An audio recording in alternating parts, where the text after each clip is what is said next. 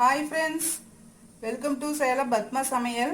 இன்னைக்கு நம்ம என்ன பார்க்க போறோம்னா மைதா மாவு முறுக்கு. அது பார்த்தீங்கன்னா வாயில் வச்சுனே கரையிற மாதிரி நல்லா கிறிஸ்பாக செய்ய போகிறோம். வாங்க போய் பார்க்கலாம். அதுக்கு முன்னாடி நம்ம சேனல் இப்போ தான் புதுசாக பார்க்குறீங்கன்னா சப்ஸ்கிரைப் பண்ணிக்கோங்க. பக்கத்தில் இருக்கிற பெல் பட்டனையும் கிளிக் பண்ணிக்கோங்க.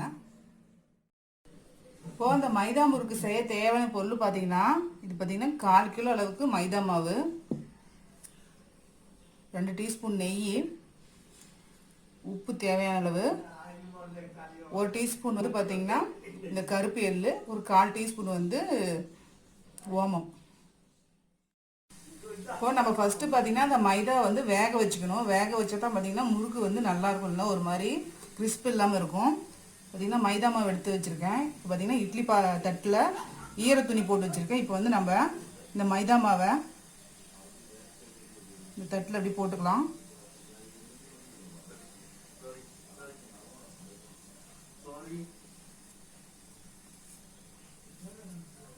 இது வந்து நான் இட்லி பாத்திரத்தில் எடுத்து வச்சு ஒரு 10லேருந்து 15 நிமிஷம் வேக வச்சு எடுத்துக்கலாம்.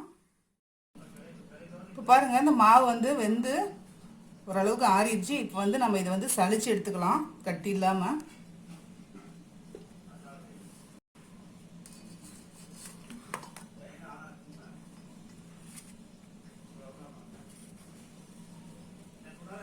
கொஞ்சம் கொஞ்சமாக போட்டு சளிச்சுக்கலாம்.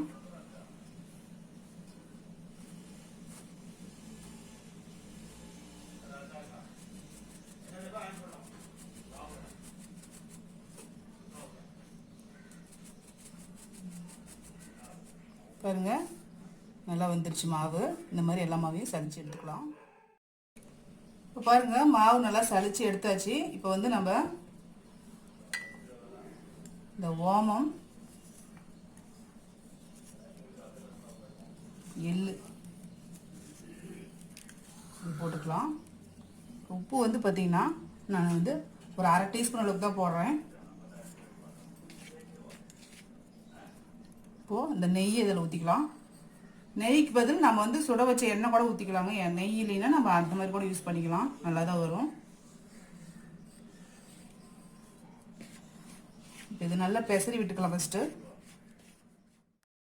இப்போ நல்லா பாருங்கள், கலந்தாச்சு. உப்பு நெய் எல்லாம் மட்டும் சேர்ந்தாப்புல இருக்குது. இப்போ வந்து நம்ம தண்ணி ஊற்றி பிசைஞ்சிக்கலாம்.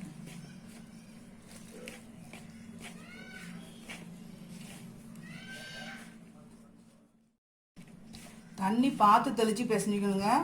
ஏன்னு வைங்க, தண்ணி அதிகமாக போயிடுச்சுன்னா நம்ம மாவு வந்து வேக வைக்காத மாவு போட்டோம்னா சொதப்பிடும். அதனால் வந்து கொஞ்சம் கொஞ்சமாக தெளித்து பிசைஞ்சிக்கலாம். இப்போ நம்ம அரிசி மாவு இருக்குன்னா நம்ம 10 அரிசி மாவு போட்டுக்கலாம். ஆனால் இதுக்கு அப்படி கிடையாது. ஏன்னா நம்ம வேக வச்சுருக்குறோம். கரெக்டாக வச்சுருந்தோம்னா அதுக்கு தகுந்த மாதிரி தான் நம்ம தண்ணி ஊற்றி பிசையணும். இப்போ பாருங்கள், மாவு இந்த அளவுக்கு நல்லா பிசைஞ்சாச்சு.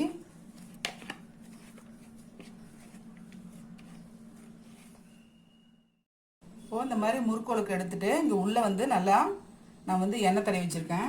இப்போ வந்து மாவு போட்டுக்கலாம்.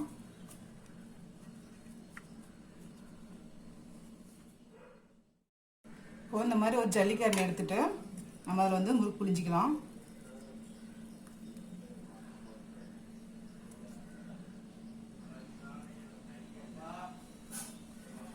இந்த மாதிரி முறுக்கு புளிஞ்சு எடுத்துக்கலாம்.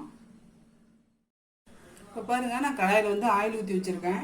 இப்போ வந்து நம்ம இந்த முறுக்கு எடுத்து போட்டுக்கலாம்.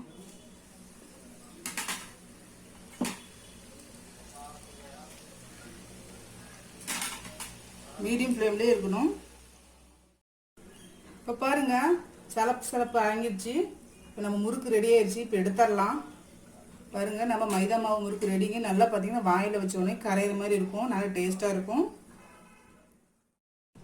இப்போ பாருங்கள், நம்ம செஞ்ச மைதா முறுக்கு ரெடி ஆயிடுச்சுங்க. இது பார்த்தீங்கன்னா நல்லா கிறிஸ்பாக இருக்கும். கிட்ஸ்க்கெலாம் நல்லா செஞ்சு கொடுக்கலாம். இந்த வீடியோ உங்களுக்கு பிடிச்சிருந்தாக்க லைக் பண்ணுங்கள், ஷேர் பண்ணுங்கள், கமெண்ட் பண்ணுங்கள்.